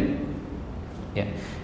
Tahunya dari hadis yang paling gampang saja, paling ringan. Lihat di Al-Arba'in, ya, karangan Imam An-Nawawi itu, nomor hadis yang keempat, posisi nomor 4, ya, dari Abdullah bin Mas'ud. Saya bacakan hadisnya pelan-pelan. An Abi Abdurrahman Abdullah bin Mas'ud radhiyallahu anhu, ya, hadis ini disampaikan oleh sahabat Nabi Abdullah bin Mas'ud, semoga Allah meridai kepadanya. Qala, beliau menyampaikan, qala Rasulullah sallallahu alaihi wasallam wa huwa as-shadiqul masduq. Satu kali Rasulullah sallallahu alaihi wasallam pernah menyampaikan, sedangkan beliau orang yang selalu benar dan dibenarkan. Ya. Lihat kalimatnya Bu ya, Pak, saya berikan rumus ya, rumus cepat dalam ilmu hadis. Kalau ada kalimat di ilmu hadis berbunyi as-shadiqul masduq, benar dan dibenarkan, itu tandanya informasi yang disampaikan dalam hadis ini akan berisi perkara gaib. Perkara gaib, masih misteri sifatnya, yang harus kita yakini ya. Seakan-akan hadis yang mengatakan begini, Nabi itu pribadi yang benar dan dibenarkan. Jangankan kawannya, lawannya saja membenarkan ya. Masa saat musuh Nabi membenarkan Nabi, kita yang umatnya menolaknya ya? Hati-hati, musuh Nabi membenarkan Nabi, masa kita yang yakin dengan Nabi menolak Nabi? Itu orang aneh namanya ya. Karena sekarang banyak orang aneh Bu, Pak. Sekarang tuh banyak orang aneh. Quran mengatakan yang disembelih Ismail, orang ini mengatakan Ishak. Aneh gitu ya. Quran mengatakan orang yang suka dengan sejenis itu bermasalah, orang ini mengatakan fitrah. Itu orang aneh ya. Di akhir saya tunjukkan tuh di mana keanehan itu ya. Tadi pagi kami baru berdiskusi dengan seorang calon psikolog dari Brisbane, dari Australia itu ya. Jadi ada satu teori di akhir saja supaya tidak bercampur materi ya. Perhatikan sini sebentar. Jadi disampaikan Nabi itu orang yang benar dan dibenarkan. Lihat kalimatnya. Kata Nabi, inna ahadakum yujma'u fi batni ummihi 40 yawman nutfah. Setiap kalian akan dihimpun di perut ibundanya dalam proses kandungan itu 40 hari pertama berbentuk nutfah. Baru pertemuan antara spermatozoa dengan ovum. Thumma yakunu mithla dzalika 'alaqah. 40 hari yang kedua berbentuk alaqah, zigot yang mulai menempel di dinding rahim. Thumma yakunu mithla dzalika mudghah. 40 hari ketiga berbentuk mudghah, sudah mulai berbentuk sekerat daging kunyahan, mulai ada kelihatan bentuknya. Yang paling menarik ya, thumma yursalu ilaihil malak. Usia 40 hari ketiga ini 4 bulan diutus malaikat. Fayanfukhu fihi ruh, maka ditiupkan ruh. Wa yu'maru bi katsbi arba'in, dan diperintahkan menetapkan 4 hal. Nah, saat ruh ditiupkan ini kemudian terjadi dialog antara janin ini yang ada di perut ibundanya dengan Allah Subhanahu wa taala. Perhatikan kalimatnya. Alastu bi rabbikum? Apakah kamu siap nanti menjadikan saya sebagai Tuhan, Rabb, yang akan merawat kamu dalam kehidupan? Kamu sakit, saya sembuhkan. Kamu butuh apapun, saya berikan. Ya, kamu kurang sesuatu, saya cukupkan. Dan saya akan penuhi segala kebutuhan kamu. Bahkan saat kamu salah, saya maafkan. Kamu dosa, saya ampuni. Dan kamu tersesat, saya akan luruskan. Segala saya penuhi. Ibu, kalau Bapak ditawari, ikut saya yuk, nanti saya jamin kebutuhan semuanya. Bahkan saat salah pun saya maafkan, dosa saya ampuni, segala saya berikan. Jawabannya iya atau tidak? Iyanya mikir lagi enggak? Tidak. Iya tanpa berpikir, bahasa Arab disebut dengan bala. Bala. Tapi kalau ada iya masih memungkinkan kita berpikir, itu bahasa Arabnya na'am. Na'am. Na'am itu masih umum. Iya di lisannya, tapi mungkin di hatinya masih berpikir. Ya. Anda punya karyawan di kantor, ifal kita kerjakan ini misalnya, ya, kerjakan. Lisannya mengatakan siap Pak, ya, tapi hatinya berkata baru tadi disuruh, sekarang ada yang lain lagi. Bisa terjadi. Itu na'am namanya. Tapi kalau bala itu artinya persetujuan mutlak tanpa syarat. Ya. Maka dikatakan bala. Nah, Allah dengan sifat rububiyahnya sudah berjanji kepada kita, kamu itu akan saya cukupkan dalam kehidupan apapun yang kamu butuhkan ya. Dan hebatnya ketika kita bersyukur kepada Allah, alhamdulillah, ya Allah kami syukuri segala nikmat yang telah Engkau berikan itu, baik yang kami minta ataupun tidak. Engkau telah tepati janjinya ya. Engkau lah Rabb yang bukan hanya merawat kami, tapi Rabbul Alamin, bahkan Kau rawat seluruh alam ya. Bumi dijadikan seimbang, langit masih ada di atas ya. Masya Allah, perputarannya masih normal, segalanya Masya Allah. Maka di situ kenapa disertakan dengan kalimat al-alamin? Maaf, sebetulnya kalimat alam itu sudah jamak Pak. Alamun itu jamak. Ya. Tidak perlu pakai ya dengan nun lagi. Ya. Tapi kalau disebutkan ya dengan nun, namanya jam'ul jamak, menjamakkan yang jamak untuk memberikan harapan dan keyakinan. Ya. Misal begini, ada orang kaya berkata, dia punya harta misalnya 10 triliun. Jangan khawatir, kalau ada apa-apa nanti saya bantu deh kehidupannya. Misal, baik. Yang kedua dia katakan, jangankan kamu, itu pasar Tanah Abang semua tuh kalau kurang itu juga bisa saya bantu. Jangankan kamu, pasar Tanah Abang dan pasar yang ada semuanya kalau kurang bisa saya bantu. Ya. Bukankah kalimat kedua itu bisa meyakinkan kepada kita? Jangankan kamu yang cuma satu, itu sepasar Tanah Abang yang lain kalau perlu saya bisa bantu. Di keperluan seorang ini disandingkan dengan keperluan banyak orang untuk meyakinkan kepada kita bahwa kebutuhan kita itu tidak lebih banyak dibandingkan dengan kebutuhan banyak orang. Allah menyertakan sifat Rabbnya ditambahkan dengan al-alamin, seakan-akan mengatakan, hei, kenapa kamu mesti bersyukur kepada saya tanpa syarat? Ya, jangankan kamu yang saya berikan, alam saja yang lain seluruhnya saya berikan tanpa pernah mereka memintanya pun. Saya berikan mereka ini, saya berikan mereka itu, saya berikan mereka ini, karena saya merawat seluruh semesta alam, saya juga merawat kamu. Maka sekarang saya minta kepadamu, kalau ada sesuatu yang kau butuhkan, mintakan kepada saya dan syukuri segala apa yang saya berikan. Jelas di sini? Perhatikan. Karena itu, mohon maaf pelan-pelan, kalimat Rabbul Alamin satu memberikan harapan kepada kita bahwa segala kebutuhan kita pasti terjamin. Saya ulang ya. Kalimat Rabbul Alamin memberikan harapan kepada kita bahwa segala kebutuhan kita pasti terjamin. Tolong catat betul ya. Tidak ada kebutuhan satupun makhluk di muka bumi kecuali Allah telah tetapkan segala keperluannya. Sempurnakan segala rezekinya. Jadi kalau dalam kalimat Quran, jangankan kamu, semesta alam saja kalau butuh sesuatu saya berikan, apalagi cuma kamu. Ya, jelas sampai sini? Karena itulah ibu dan bapak kalau berdoa kepada Allah, puncak permohonan tertingginya pasti menyertakan kalimat Rabb ini. Ya, coba doa paling favorit apa? Paling favorit. Rabbana atina fid dunya hasanah wa fil akhirati hasanah. Itu yang di Al-Baqarah 201 ini. Doa apa itu? Oh, sapu jagat. Jadi ada doa sapu jagat, ada doa sapu nggak ada jagatnya, ada doa jagat nggak ada sapunya ya. Banyak istilahnya itu. Baik. Rabbana, selalu menggunakan kata Rabb. Rabbana atina fid dunya hasanah. Rabbana la tu'akhidna in nasina wa akhtana. Rabbana zalamna anfusana wa illam taghfir lana. Rabbighfirli wa liwalidayya. Rabb. Kenapa kita menyebut namanya Rabb? Seakan-akan kita menagih janji saat sebelum kita dilahirkan itu. Ya Allah, bukankah Engkau mengatakan alastu bi rabbikum? Engkau ingin memberikan kebutuhanku saat aku butuh. Jadi saat ibu mengucapkan Rabb, seakan-akan ibu mengatakan, ya Allah, dulu Engkau berjanji, sekarang saatnya saya meminta. Ketika Anda sakit mengatakan ya Rabb, Anda katakan ya Allah, dulu Engkau berjanji kalau sakit ingin menyembuhkan, sekarang saya meminta. Ya.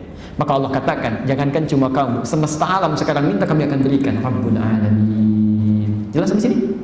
Baik. Saya simpulkan di satu kalimat al dalam ayat ini memberikan pesan bahwa segala yang diberikan oleh Allah Subhanahu wa taala mesti kita syukuri secara total. Yang kedua, sertakan sifat tawadhu tanpa merasa memiliki apa yang kita syukuri itu. Pelan-pelan. Yang ketiga, bersyukur tanpa batas, tidak disekat oleh nikmat yang sedang didapatkan saja.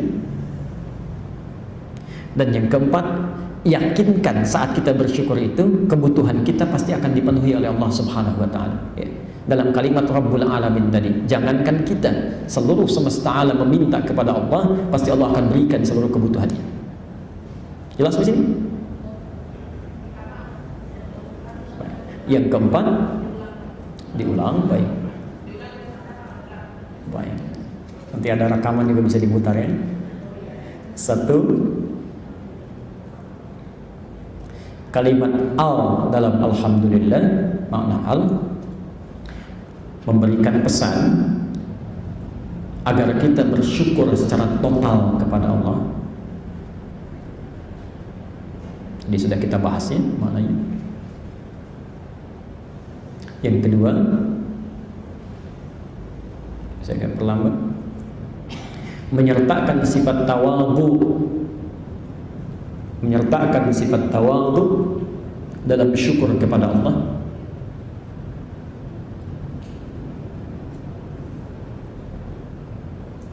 Sudah? Yang ketiga,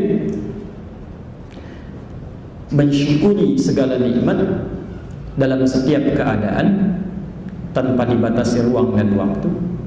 Mensyukuri segala nikmat di setiap keadaan tanpa dibatasi ruang dan waktu. Sudah? Ibu tahan sebentar yang ketiga ini. Saya titip pesan betul ya. Coba sunnah-sunnah Nabi itu diamalkan. Ya, misal zikir setelah salat tuh kan. Ya ada subhanallah dan alhamdulillah. Saya sekarang titipkan pesan karena ibu sudah tahu maknanya, bapak sudah tahu. Maka saat mengucapkan alhamdulillah itu cuma bukan sekadar kalimat yang di lisan mengalir gitu. Hampa makna itu akan dampaknya nggak ada ke hati itu. Yang diinginkan tuh bukan cuma subhanallah, alhamdulillah, alhamdulillah, tapi kita nggak paham kalimatnya. Begitu Anda mengucapkan alhamdulillah, coba rasakan nikmat-nikmat Allah yang begitu besar itu.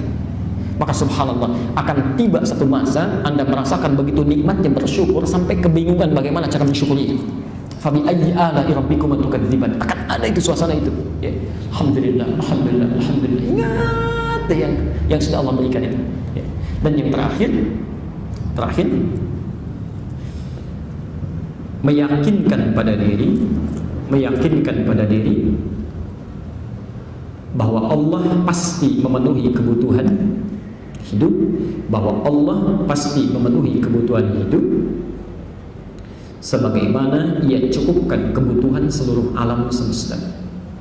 Meyakinkan pada diri bahwa Allah pasti memenuhi kebutuhan hidup sebagaimana Ia cukupkan kebutuhan alam semesta. Memberikan langit saja, mengaturnya begitu mudah, apalagi cuma memberikan kita yang satu orang, dua orang, ya, Masya Allah. Allah punya rezeki yang banyak tidak, Bu? Kenapa nggak diminta? Pak, kenapa nggak diminta? Jadi kalau sudah kita yakin yang punya Allah banyak, kenapa memperebutkan yang sedikit? Minta, ikhtiar. Nah, sekarang saya tutup dulu dengan bagian yang terakhir karena ini harus nyambung. Sekarang perhatikan. Handphone tadi ya, saya beri contoh, saya berikan. Tadi Bapak Ibu ucapkan apa? Terima kasih. Kalau sudah terima kasih diucapkan, maka pelan-pelan saya berikan handphone, diucapkan terima kasih. Kalau sudah terima kasih diucapkan oleh yang menerima handphone, yang memberikan handphone menjawab apa? Saya ulang ya. Saya berikan handphone. Yang menerima mengucapkan terima kasih. Yang memberi mengucapkan apa? Sama-sama. Cuma sama-sama aja. Sama-sama ya. Sekarang lihat, mesti ada bedanya Khalik dengan makhluk. Mesti ada bedanya manusia dengan Allah. Harus beda ya. Karena kalau Allah mengucapkan sama-sama, itu gak ada bedanya ya, harus beda. Masya Allah. Sekarang saya berikan gambaran ya. Pada sesuatu yang diterima secara langsung saja kemudian kita ucapkan terima kasih, kita lihat bagaimana cara Allah meresponnya. Apalagi pada sesuatu yang tidak kita langsung rasakan ya, maksudnya langsung diterima, lalu kita ucapkan terima kasih juga, maka bagaimana nikmat Allah berikan kepada kita. Sekarang lihat, tadi saya telah bedakan di awal, kalau kita berterima kasih pada pemberian yang langsung dirasakan, kalimatnya apa bahasa Arabnya? Syukran. Asal katanya apa? Syukur, syakara. Buka Quran surah ke-14 ayat 7. Quran surah ke-14 ayat 7.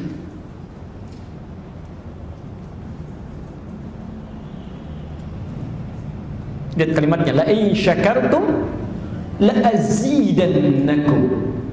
La in syakartum la azidannakum. Masya Allah. Kita berhenti di sini kemudian la in syakartum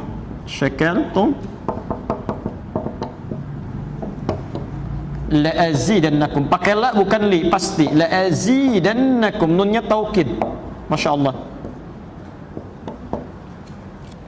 Lihat sini, la in syakartum. Ayat ini seringkali diartikan sederhana, jika kalian bersyukur kepada Allah ya, jika kalian bersyukur. Ingat, tadi kita sudah belajar apa itu syukur, ya kan? Jika kalian berterima kasih pada nikmat yang diberikan ya, jadi langsung kita rasakan ya, dapat mobil bersyukur, dapat pakaian baru bersyukur, diantar makanan bersyukur, yang langsung dirasakan. Perhatikan, maka hukumnya ketika kita diberikan oleh Allah, misal fulan dikasih rezeki ini handphone baru, dia ucapkan misalnya bersyukur kepada Allah, alhamdulillah ya, alhamdulillah misal ya. Kita lihat bagaimana cara bersyukur di akhir ya. Maka ketika itu diungkapkan kepada Allah rasa terima kasihnya, la azidannakum. Allah tidak menjawab sama-sama, tidak. Tapi kami akan tambahkan kembali nikmat yang sudah disyukuri itu. Berikan kembali. Maka bagaimana dengan alhamdulillah, nikmat yang jangankan diberi, tidak merasa diberi pun kita terus berterima kasih, ya. Kita terus bersyukur, tingkatkan kepada Allah, ya. Jangankan sesuatu yang nampak terasa diberikannya, yang tidak langsung dihadirkan, tidak kita lihat pun kita syukuri, maka la azidannakum, kami pasti akan lipat gandakan pemberian itu. Karena itulah tadi saya masih ingat di awal pemberian Allah dalam urusan dunia disebut apa? Masih ingat? Bismillahi. Pemberian Allah ketika kita bismillah, Allah berikan apa? Rahman. Pemberian Allah dalam akhirat disebut apa? Rahim. Karena itulah ketika kita bersyukur kepada Allah dengan benar, maka diulang kembali kalimatnya Ar-Rahmanir Rahim. Maka kami akan tambahkan kembali Rahman, kemuliaan dunianya, Rahim, berkah akhiratnya.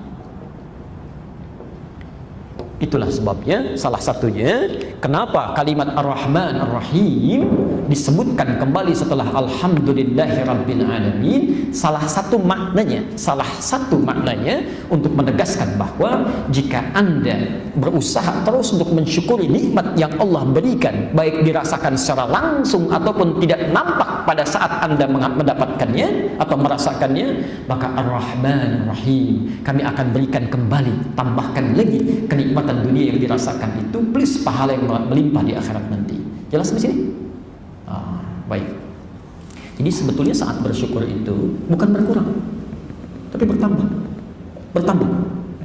Nah, yang paling menarik bagaimana cara bersyukurnya? Ya, bagaimana cara bersyukurnya? Di sini saya akan berhenti. Kalimat syukur saja. Ya, kalimat syukur saja. Kalau saya katakan saja, apalagi yang alhamdulillah itu maksudnya. Ya. Kalimat syukur saja itu bermakna, lihat caranya, menggunakan setiap nikmat yang diberikan. Saya ulang, menggunakan setiap nikmat yang diberikan sesuai fungsi yang telah ditetapkan. Menggunakan nikmat yang diberikan sesuai fungsi yang telah ditetapkan. Contoh, sebagai contoh, Anda diberikan nikmat lisan yang sehat, tidak sakit. Ya. Lalu ketika Anda ingin bersyukur dengan nikmat lisan ini, ya, belum yang lain ya, belum segalanya, baru lisan saja yang melekat pada diri kita. Ya. Maka caranya kalau disebutkan syukur itu, ya, caranya gunakan lisan sesuai Allah menciptakannya, sesuai fungsi yang telah Allah lekatkan pada lisan ini. Ya. Fungsi lisan itu apa? Fungsi mulut apa? Tidak sampai situ. Kalau cuma bicara saja, non-muslim pun bisa bicara. Kalau cuma bicara saja, pembohong pun bisa bicara, penipu pun bisa bicara. Fungsi lisan menggunakan pembicaraan pada yang baik-baik. Karena itu ada larangan di Quran menggunakan lisan pada bicaraan yang buruk. Ya, misal dusta dikecam oleh Quran, wailul lil mukadzibin, celaka bagi para pendusta. Artinya orang kalau berdusta pasti celaka. Ya. Kalau berdusta pasti celaka.